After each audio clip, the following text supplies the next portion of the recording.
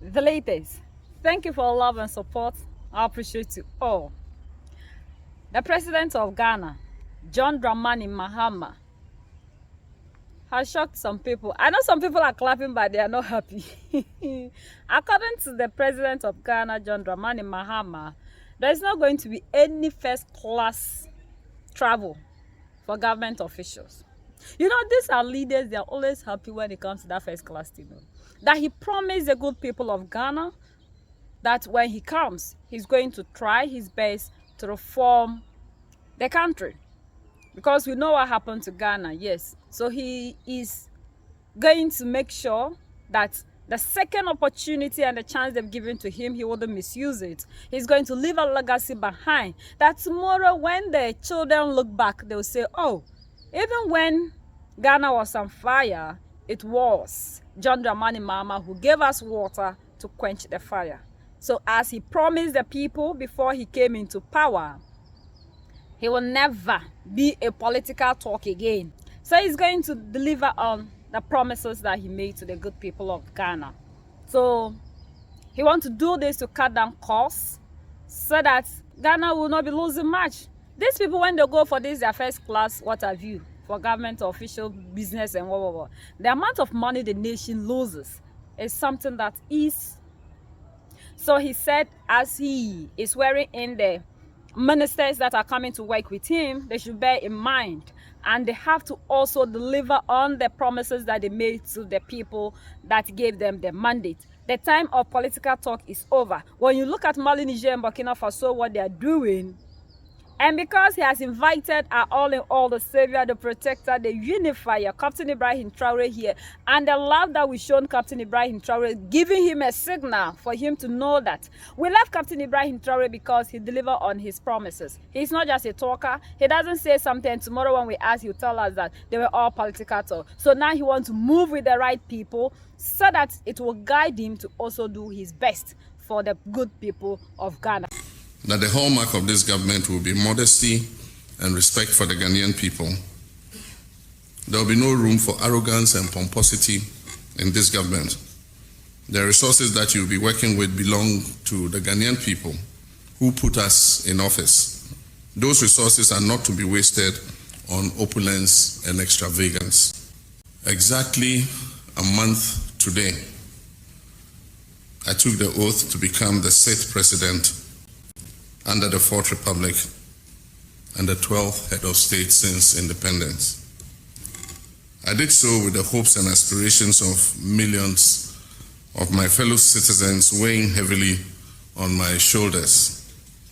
The Ghanaian people, in a resounding electoral mandate, have returned me to the high office of president with one charge, and that is to reset our dear nation while offering honest governance that yields tangible benefits for them. The urgency to reset our dear country is the reason why we have worked round the clock to constitute our government in record time so we can get things done quickly and efficiently.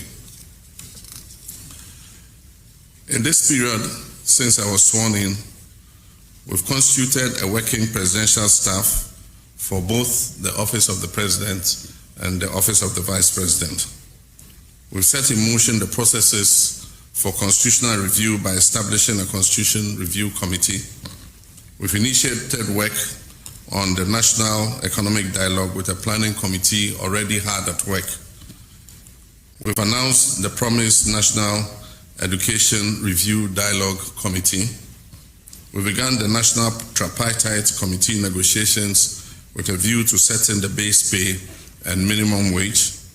We've announced the 2025 Hajj fare, which is 13,000 Ghana cedis cheaper than what it was in the last year, among others. We've gathered here again today to witness the induction into office of 17 ministers who have gone through vetting and have been approved by Parliament. They represent the final installment of substantive ministers and brings to 42 the total number of substantive ministers who have been sworn in. Earlier this week, I nominated in consultation with the relevant sector ministers 13 deputy ministers pending parliamentary approval. It is my expectation that Parliament will expedite vetting of the deputy ministerial nominees to complete the process and enable them to take office in support of their ministers. In the coming days, I'll be nominating the last remaining 4 deputy ministers to bring the total number of ministers to 60, as I promised the people of Ghana.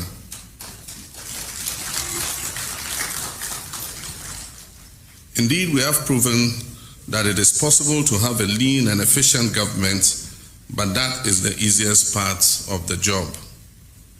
An efficient government will not make itself. It requires strategy, creativity, innovation, intentionality, and hard work.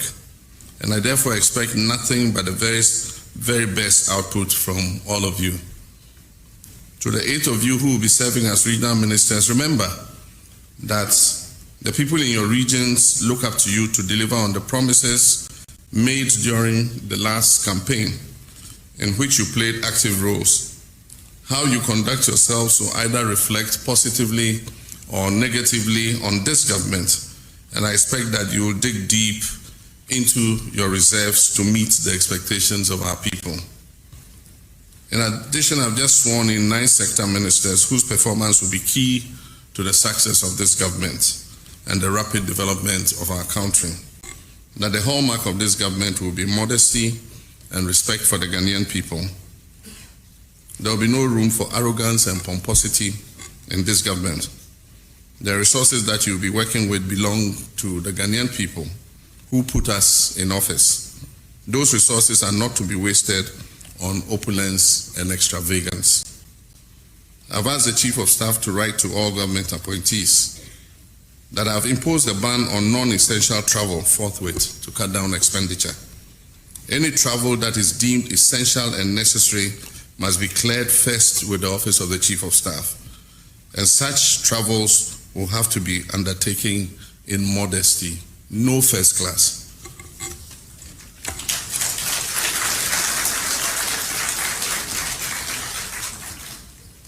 Also, all traces of affluence and lavish lifestyle are to be avoided.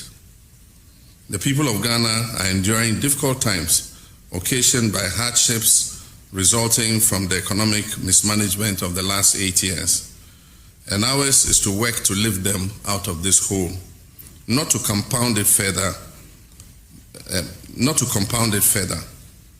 On Monday, I'll be receiving the report of the committee I set up to prepare the way for the implementation of Operation Recover All the Loot, oral. Upon receipt of this report, appropriate action will be taken against those who are deemed to have acted against the economic and financial interests of this country through corruption and related acts. While it is all well and good to hold past office holders accountable for their actions, it is even better to prevent the incidence of corruption in the first place. And as I've already indicated many times, I'll be holding all my appointees in this government to the strictest standards of accountability to ensure that the mandate and resources entrusted to us by the people of Ghana go only into working for them and improving their standards of living. Let me take this opportunity to remind you all that in the coming days, as promised in our 120-day plan, I'll be outdooring a code of conduct and standards for all government officials to guide the conduct of all our appointees. This will leave you in no doubt about what you can do and what you cannot do while serving in public office. You must make this code of conduct your guide and keep it like a Bible by your bedside before you take any action. I made a solemn pledge in our Resetting Ghana manifesto to lead by example and to serve with dedication, selflessness, and deep love for country. I intend to fully keep that pledge to the people of Ghana. And my biblical instruction. Therefore, as ye go forth into your new roles, remember once again that our ministry as a government is not to dispossess the people we govern of their dignity, their livelihoods and opportunities.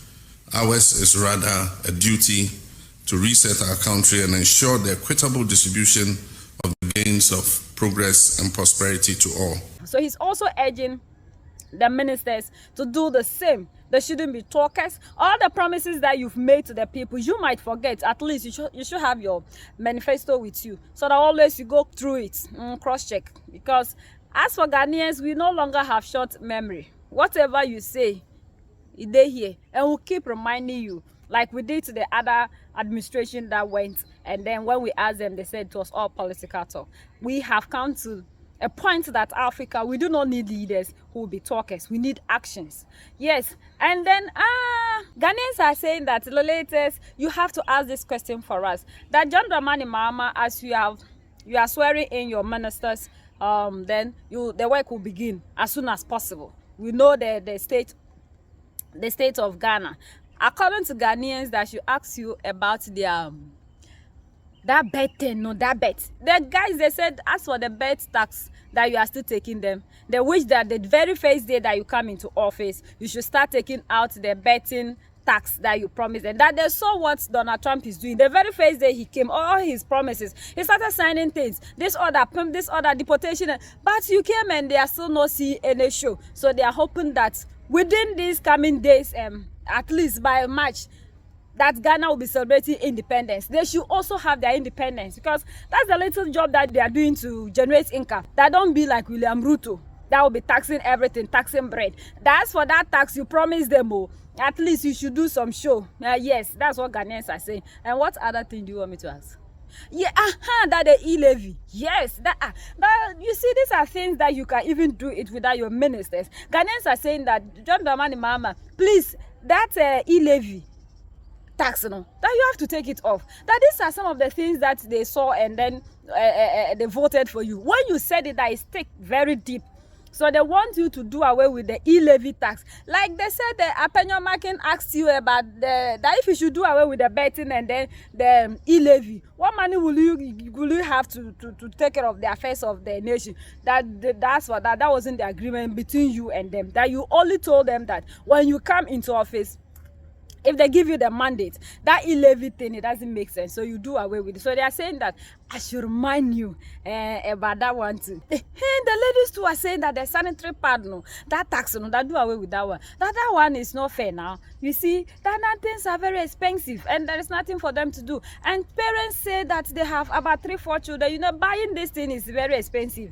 So in a month, if you have like 3-4 girls, you see the amount of money you are wasting to buy sanitary pads. So they are also saying that I should remind you that the sanitary pad, that thing, that you should do something about it so that the prices will reduce. Is there anything? You wait, next time when he talks again, then we'll ask. Okay, he has just delivered on one of his promises. He said the ministers, that it's not about the numbers, it is about the strategies and the methods and whatever that you do that will help you to really develop the nation, and you have a better Africa and a better nation that you want. So it's not about the numbers, because sometimes numbers will only give you confusion. Ministers, as you are also coming, he said you should help him, yes, to do the needful. Don't be the ministers that will be the talkers. We all need to come on board and fight and develop our nation like you promised us. Now we want to see leaders that will be doing the right thing to help the nation move forward, and not the other way around. We have all the natural resources. We are blessed with everything. So we don't see the reason to which we should be suffering on our own soil when we have gold. And somebody is also saying that at least we have to go and pick some of the things that Muammar Gaddafi did. Like when you're coming to buy his oil, you now use gold to come and buy the oil. They shouldn't be using ink and papers. Ghanaians are saying that I should tell you that if you're able to do that, it will help us move the nation ahead. Yes, barter trading. So if a nation is looking for something valuable in Africa, they shouldn't come with dollar. Now we've seen that dollar has collapsed. That's what they're saying, I should tell you. So we have to get something valuable from there that we need. Then we also give them what we have. And that way, it will not be like they are benefiting and we are losing. This one suggestion that Ghanaian said I should put across to you. Like, John Dramani Mahama rightfully said we have to stop the talking as leaders and do the needful so that we see the better Africa that we have. Africa is a beautiful place, a wonderful place with wonderful people. So those in the diaspora, please come and see. Africa is not what they told you. We are lovely and amazing people. Yes, we didn't sell you into slavery. It's just that you were sent there. We are still here and we are still under slavery. Now we are getting leaders that want to totally free us from slavery. So please, do away with that narrative that when you come to Africa, we have nothing to offer you and they projected something, just that they don't want you to bring what you have.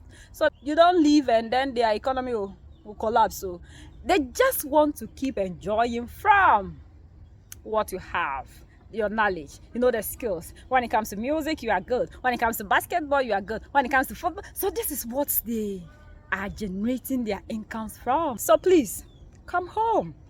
Come home. Africa is beautiful with beautiful people. Please do well so that we get Africa a better place for you to also go down in history as the leaders who rose up, like Dr. Kwame Nkrumah, to give Ghana and Africa a better place.